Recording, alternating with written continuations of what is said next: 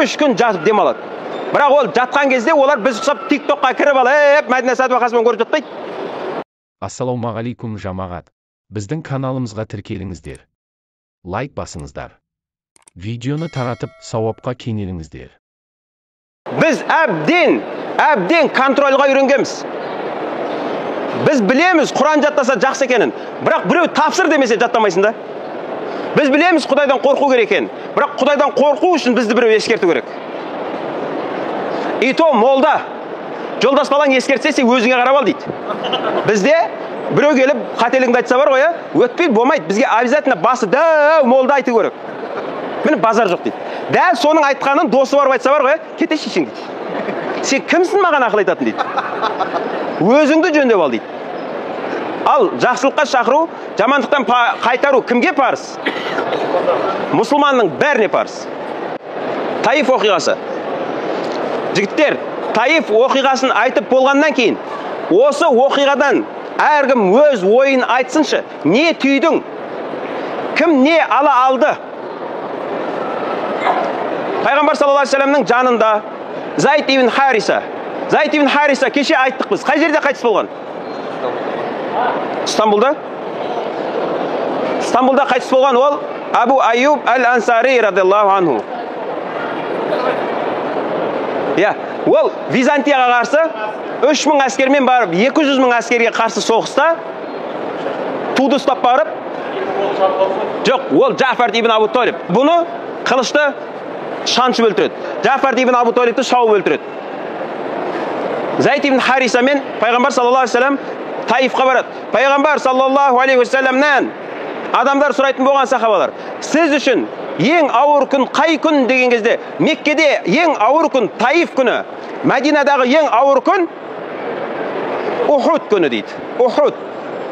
Ухудтың тарихында айтамыз, ол масқара өзінше бір үлкен. Біздің мұсылмандарға ескерту көп нәрсе бар оқиға. Екеуі жолда кетіп бара жатып, қанша ауылға кіреді. Таиф деген өзі мына жерден 2500 метр жоғарыда орналасқан жер. Жер биіктеген сай не болады? Ауа тазара береді. Қысым болады, бірақ ауа таза болады да, ол жерлер табиғаты керемет басқаша болады. Ол жер керемет табиғаты мықты жер болатын. Мысал үшін Қазақстанда қай жер табиғаты мықты? Әркім өзінің күн ұрайын деп тұр ғой. Сіздер білмейсіздер екен. Сіздер көп жерді білмейді екенсіздер. Жаркент жақтың жігіттері бар ма? Талдықорғанның жігіттері бар ма? Сол жақта кезінде Орбұлақ шайқасы болған, білесіздер ма?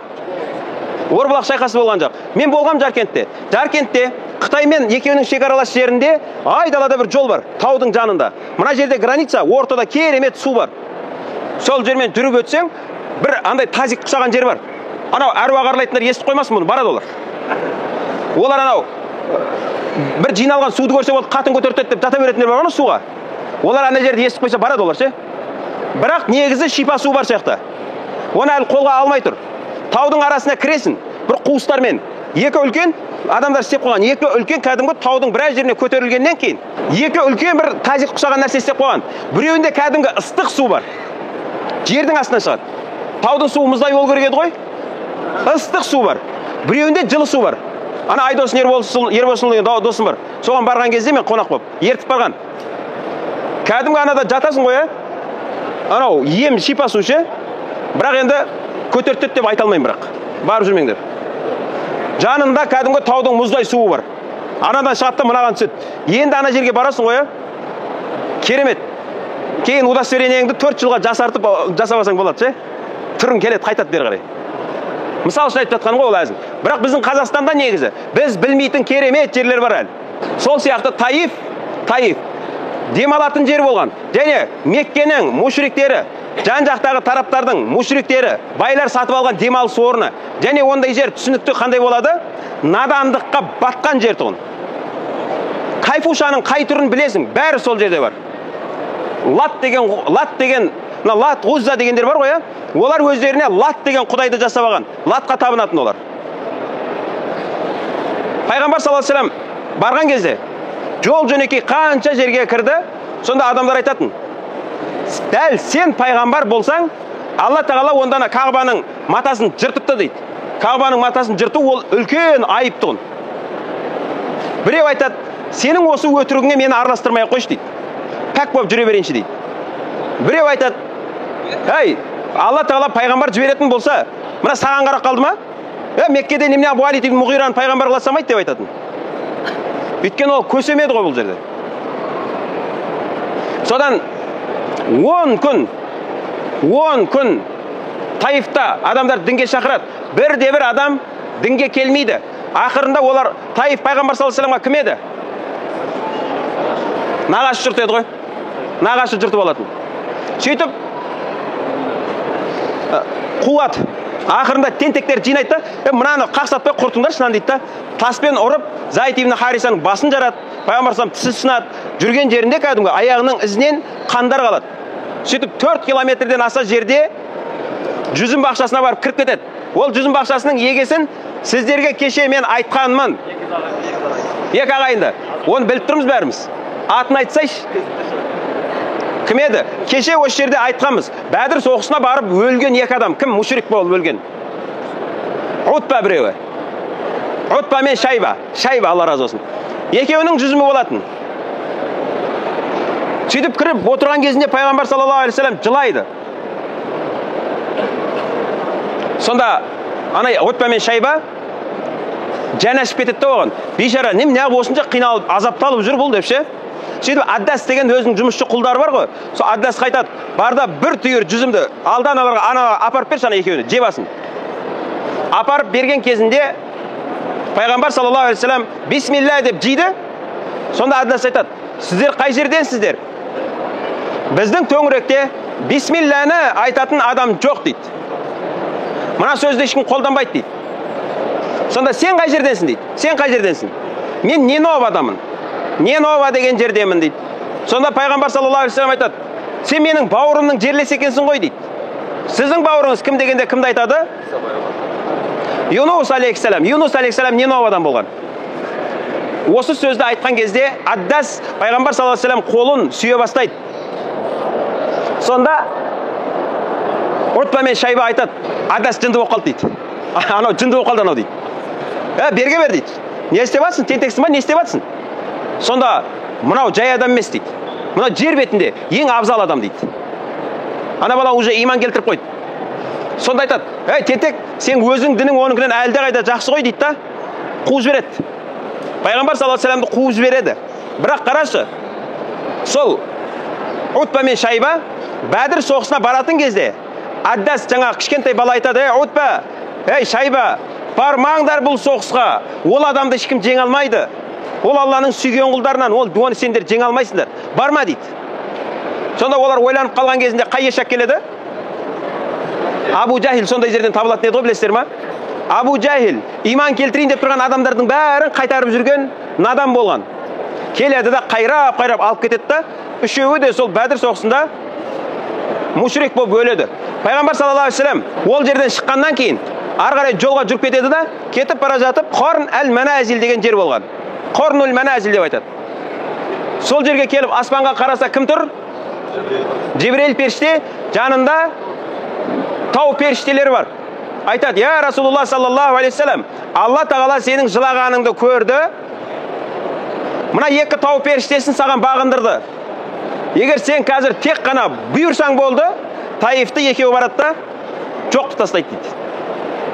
Сонда пайғамбар саллаллаху алейхи вассалам не дейді? Мен жыласам, мені ұрғанға жылап жатқан жоқпын. Мен өзімнің әлсіздігімнен жылап жатырмын. Соншалықты анау адамдарға жеткізе алмағанымнан жылаймын. Мен Алла тағаланың маған бұйырған қызметін дұрыс атқара алмай қалып, Алла менен ренжіп қалама деп жылаймын. Осы ісімде Алла разы болса болды, маған ешқандай проблема жоқ. Таифқа тимеңдер. Олардың ұрпақтарынан жақсы адам шығады деп үміттенем дейді. Қазір бізде біреулер бір жерге уағыз айтуға барады ғой, адамдар түсінбесе не дейді? Мыналардың бәрі тупой екен дейді. Мынанша адам тупой болу мүмкін емес. Егер мынау адамдар сен түсінбеді ма, ашылмайтын есік жоқ. Проблема кімде? Проблема кілтте. Сен демек мынау адамдардың кілтін таба алмадың. Сен мынау адамдардың дәрежесіне білмедің, сен жоғары сөйлеп қойдың. Имам Шафии айтады, бір жерге бардым, адамдарға уағыз айтып едім, тыңдамады дейді. Қақпады, түсінбеді. Содан бір саты төмен түстім, тағы уағыз айтып едім, түсінбеді. Тағы да бір саты төмен түстім да, уағыз айтып едім, түсінді. Мен сол дәрежеде қалдым дейді. А біз не істейміз? Біз өзіміздің дәрежемізде қаламыз да, бірақ мыналар, мынау менің дәрежемдегі адамдар емес екен дейді. Мыналар төмен екен дейді. Осы жолды таңдадың ба? Сен онда уағыз айтатын кезде өзіңнің дәрежеңе қарама, алдыңда тұрған адамның дәрежесіне қара. Алкаштарға тахаджуд жайлы айтып нең бар? Оларға жұма жайлы айт. Ал не жердегі тақуаларға, ей, тентек, ұялмайсың ба? Құран оқымағаныңа ұялмайсың ба? Кітабым Құран, өмір қанша рет ұстайсың? Қанша рет ұстайсың кітабын Құранды? Ұят емес па? 28 әріпті 30 жылда көтере алмағаныңа. Суми адам бір айда бір әріп жаттайтын еді ғой.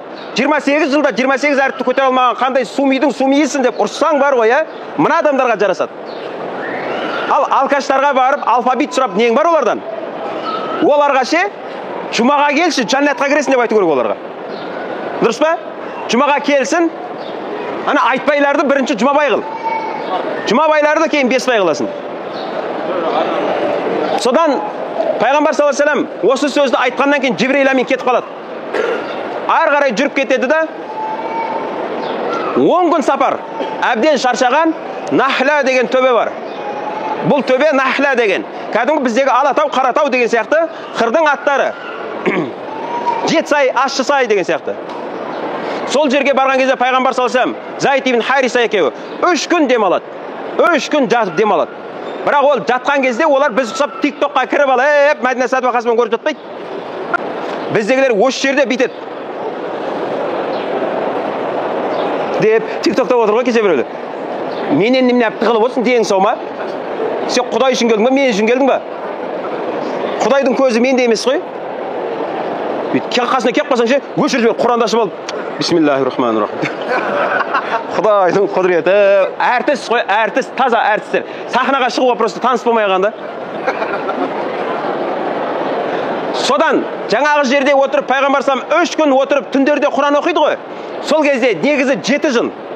Бірінші келіп иман келтірген жындар 7. Ана кейбіреулер айтады ғой, топырлап кепті деп. Ол кейін осы жерде 7 жын сол Нахла деген жерде келеді да, пайғамбар саллаллаху алейхи вассаламнан Құранды тыңдап, иман келтіріп кетеді да, өздеріне барып не деп айтады жын сүресінде? Біз керемет бір сөздер естідік деп барады. Пәлеваншықтар, Алла разы үшін қызмет қылып жатқандар. Айтпай қоя тұрайын ба? Екінші қатын туралы айта тұрайын, бірақ ол ашқарынға өтпейді ол тема. Бұл тойғаннан кейін айтатын тақырып бол. Шықай отыр. Ашқарынға өтпейді ол. Содан жындар келіп, 7 жын келіп, пайғамбар саллаллаху алейхи вассаламға иман келтіріп кетеді. Сол 7 жын өздерінің тайпасына барып, осындай керемет сөздер естідік деп, ендігі жындар топырлап, осы Меккеде Хадиша анамыздың радиаллаху анха қабірі бар, Сол қабірдің, Хадиша анамыздың қабірінің жанында Мәсҗиду Джин деген бар, Джин мешіті бар. Ол жер бірақ айдала тұғын сол кезде. Сол жерде пайғамбар саллаллаху алейхи вассалам Абдуллах ибн Мас'уд радиаллаху анху екеу келе жатқан кезде, мына сөзді естігенсіздер ме баяғыда? Баяғыда біздің апамыз айтатын. Айдалада қап кетсеңдер не істе дейді? Мола қарап симе дейтін беді. Бүйтіп сыз дейтін. Бүйтіп сызда, соның ішінде жат дейтін. Мен апамнан естігем соны. Дәл сол сөзді, сол істі пайғамбар саллаллаху алейхи вассалам бүйтіп сызық сызады да, Абдуллах ибн Мас'уд радиаллаху анху айтады, мына сызықтың ішінде отыр, шығып кетпе, амандықта боласың дейді. Сонда Абдуллах ибн Мас'уд радиаллаху анху айтады, сызықтың ішінде тұрған кезінде неше түрлі құбыжықтарды көрдім дейді, жанынан өткен. Әр түрлі формадағы құбыжықтар қасымнан өтті дейді. Олар кімдер еді? Олар жындар тұғын. Сол жерге пайғамбар саллаллаху алейхи вассаламға барып, шулап тұрып иман келтірген. Бастырылғандар бар ма? Айқайлайсың, даусың шықпайды, қиқылдап, шиқылдап, мамалайсың айтыр. Үйтесің, бүйтесің, бәр бәлеп тұрасың, Сол кезде кім келеді? Қара түтін келеді, білесіздер ме? Көбінесе келетін қара сұлбадағы нәрсе, Жынның негізгі болмысы сол, қара түтін. Қою қара түтіннен жаралған. Негізгі болмысы сол, ана келетін бар ғой, бір образ келеді қап-қара. Бірақ конкретно түрде емес. Ана түн жарымда келетін одноклассницаң бар ғой, баяғы. Көңілін қалдырмай жүнт болып қалатын. Ол да жын. Бірақ ол арнайы бір адамның кейпіне келген еді. Ал негізгі олардың болмысы қара түтін. Сонда Абдуллах ибн Масуд радиаллаху анху айтады: әр түрлі формада құбыжықтар өтті дейді жанынан ше. Олар жындар пайғамбар саллаллаху алейхи ва салламға келіп иман келтірген болатын. Бұл Таиф оқиғасын осы жерін тоқтатайық та. Енді бұл білім қалай қонады? Білім талқылаумен қонады. Неге? Құран жаттайтындар күніге үйінде бір бет жаттап жата бермейді. Өйткені біреуге бар тапсырады ғой, тапсырған Құран миында қалады. Біріншіден, екіншіден, ол ертең біреуге тапсыратынын біледі ғой, ода не бар? Жауапкершілік бар. Ал үйінде жаттайтындар бар ғой, бір аптадан кейін әулиеге айналады, тоқтайды ол. Надо будет мен құсап алдым, мен 7 бет жаттабасын бәрі деп ше. Өзінен төмендер тауып алады. Бізде намаз оқитындар бүйтеді ғой. 4 сүре білем дейді. Тағы да ұзақ инна ақтайна калкаусардан бастайды. Қиналып жүріп, сонша уақытын сарп етіп, сонша ұзақ уәл асырды жаттайды. Ықылас сүресін жаттайды. Сөйтеді де құнт дұғасына Роббана атина фид дүнияны жақсылап жаттап алады. Рұқсат екен деп. Сөйтіп жүре береді. Неге 5 жаттамайсың енді? Неге 6 жаттамайсың десең, надо будет анауың 2 біледі ғой. Мен 10 қасында нормальныймын ғой дейді. Сен зато ананың қасында не нормальныйсың ғой сен? Неге дінге келген кезде төменге қарайсың? Дүниеге келген кезде мынау да жүр ғой Opelмен. Мен Мерседесіме Құдайға шүкір деп айтсаң жағын қарсы бөлесің ба? Дінге келген кезде не дейді? Құдайға шүкір, жұмаға барамыз. Атак анауың бармайды да ғой. Болды ма сен 5 уақыт мойныңнан түсті ма? Анау алкаш болса сен жұмамен жәннатқа кіресің деген сөз ба? Біз дінде өзімізден төмендерге қараймыз. Дүниеде жоғарыға қараймыз. Енді сұрақ. Таифтан кім не алды? Осы оқиғадан кім қандай ғибрат алды? Пайғамбар саллаллаху алейхи ва салламның өзіне зиян берген адамдарға дұға жасауы, жақсылық жасауы. Негізгісі бір тақырып, осы жерде бір тақырып бар. Мен түсініп тұрған. Кім айтады екен?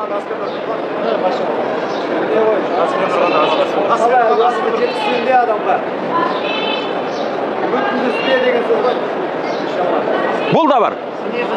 Таспен ұрғанды баспен ұр деп жатыр. Аспен ұр деп жатыр ма? Баспен болмайды. Дұрыс. Не дейді?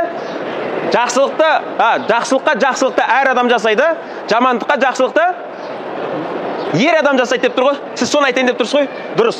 Алладан болады сондай пайғамбар. Негізгі айтқым келгені мынау тұғын.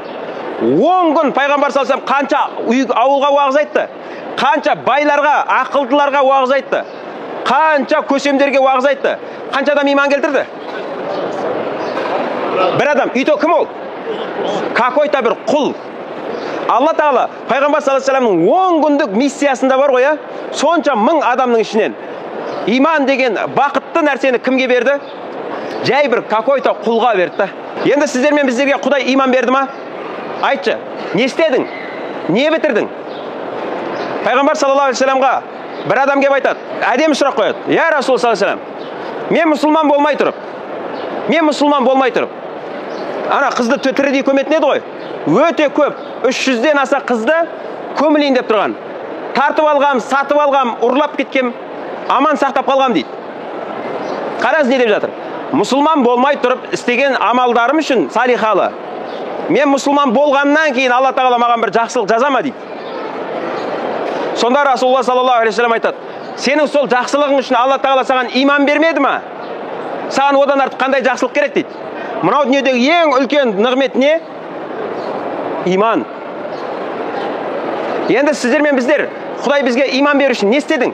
Не бітірдің? Құдайға осындай талай данышпандарға, талай Ленин, Сталин сияқты, Карл Маркс сияқты, Дарвин сияқты кәдімгі зерттеп жерді түсіне алған Лениннің әлі күнге шейін Қытай Лениннің заңымен жүреді. Соншалықты адамдар, стратег болған адамдар кәпір болып өлген да. Құранды оқып тұрып соған иман келтірмеген. Сен сондай адамдарға бермеген иманды саған беру үшін, маған беру үшін не бітірдің? Не істедің? Құдайға қандай жақсылығың өтті? Құдай саған берді ма? Сен оған дейін еш нәрсе істей алмаған шығарсың. Енді сен содан кейін істемейсің ба? Өзің айтасың ғой, жақсылыққа жақсылықты қайтару міндет, дұрыс па? Құдайдың саған берген иманын, жақсылықты немен қайтарып жатсың? Құдайдың кәлемін оқи аласың ба? Құдайдың қайтарғанынан қайтып жатсың ба? Құдайдың бұйрығын орындап жатсың ба? Шүкіршілік сонымен болады.